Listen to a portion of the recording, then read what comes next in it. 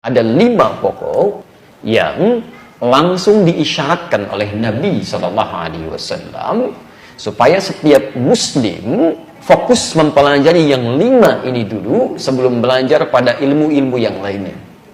5 pokok ini ditemukan di hadis riwayat Muslim nomor hadis ke-8. Kalau Anda punya Al-Arba'in yang 42 hadis, hadisnya nomor kedua disebut dengan hadis Jibril. Yang pentingnya yang 5 pokok ini sampai-sampai malaikat sendiri yang turun menyamar menjadi seorang pria yang kemudian langsung masuk ke halaqah Nabi dan langsung bertanya tentang 5 pokok ini sebagai petunjuk bagi para pembelajar setelahnya untuk fokus pada 5 bahasan ini. Apa 5 bahasan ini? 1, an tashhada an la ilaha illallah wa anna muhammadar rasulullah. Kita harus belajar tentang inti 2 kalimat syahadat. Jadi 2 kalimat syahadat itu tidak hanya diucapkan di lisan saja, tapi maknanya harus dipelajari supaya kalimat itu bisa meresap dalam jiwa dan esensinya bisa diamalkan dalam kehidupan. Siapa Tuhannya? Tuhan kita siapa? Yang layak disembah? Allah. Masya Allah. Bapak Ibu sudah paham Tuhannya Allah, tapi persoalannya kenal tidak dengan Allah. Kalau mau meminta kepada Allah bagaimana caranya? Kalau mau menyebut namanya apa disebutkan? Dalam keadaan sulit, beda dengan keadaan meminta rezeki.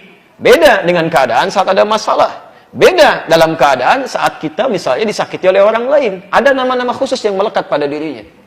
Nah, jadi kalau kita merasa yakin Tuhannya adalah Allah, tidak cukup dengan sekedar kita mengucapkan saja, tapi mesti belajar tentang aspek keilmuannya, sehingga aspek ketuhanan itu melekat dalam jiwa kita.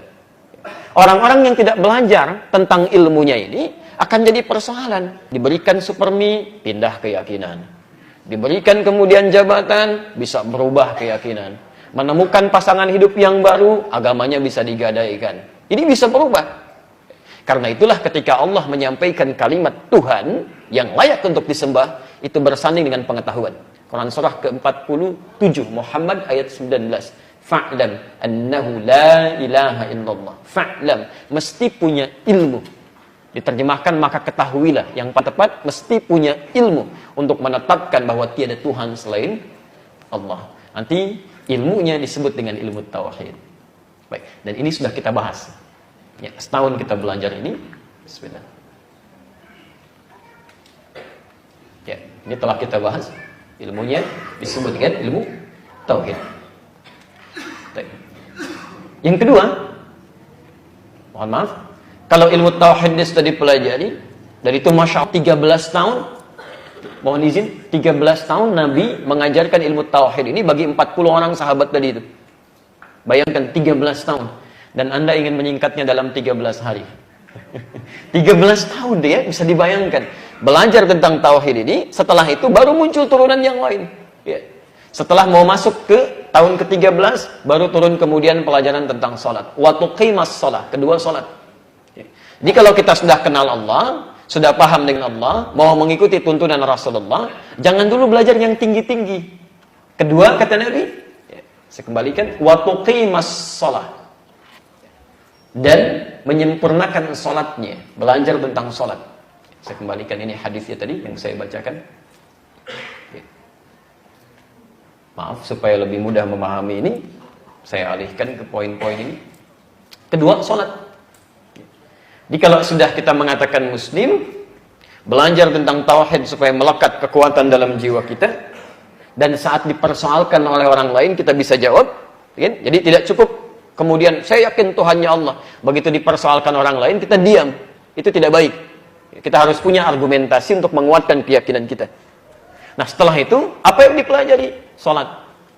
Wa tuqimas shalah, dan sempurnakan salat. Jadi jangan belajar tinggi-tinggi dulu. Antum bahas yang tinggi-tinggi. Salat tiap hari dikerjakan tapi nggak paham dengan yang dilakukan. Nanti kita akan lihat ya. Ini saya lompat sebentar. Ada sindiran halus dalam Al-Quran sampai menyampaikan bahkan umumnya orang salat itu tidak paham, tidak mengerti apa yang dibaca dan dilakukan dalam salatnya. Silahkan Anda cek sampai terakhir kali barusan salat. Dari sekian ribu ruku dan sujud yang dikerjakan, berapa persen bacaan salatnya sudah dipahami? Jangan-jangan ruku tidak mengerti yang dibaca. Sujud tidak paham yang diungkapkan. Bagaimana bisa khusyuk salat kita? Jelas di sini? Baik. Nah, nanti ini masuk dalam pokok syariat, ilmunya disebut dengan fikih. Yang ketiga, kita belajar tentang zakat. Yang keempat, kemudian puasa. Dan kelima, pelajaran pokok terkait dengan haji. Ini 5 pokok. Saya ulangi, ini 5 pokok yang disebutkan dalam hadis Nabi sebagai dasar-dasar yang harus dipelajari yang bisa menguatkan keislaman seorang. Inilah yang oleh para ulama diistilahkan dengan pedoman hidup muslim. Dasarnya dimulai dari sini. Kalau yang 5 ini sudah kuat, maka bangunan yang lainnya itu akan semakin kokoh. Karena itulah, dasar-dasar yang mengokohkan unsur yang lain dalam bahasa Arab disebut dengan rukun. Dari sini kita mendengar istilah rukun Islam. Jelas di sini? Baik. Saya mohon izin kalau sedikit agak cepat karena waktu kita sangat terbatas untuk ini, tapi saya ingin pastikan dulu. Paham sampai sini? Paham ya? Baik. Jadi intinya kalau ingin belajar sesuai dengan tuntunan Rasulullah, pertama pelajari 5 yang pokok ini dulu, baru kita turunkan pada pelajaran-pelajaran lain sebagai tambahan.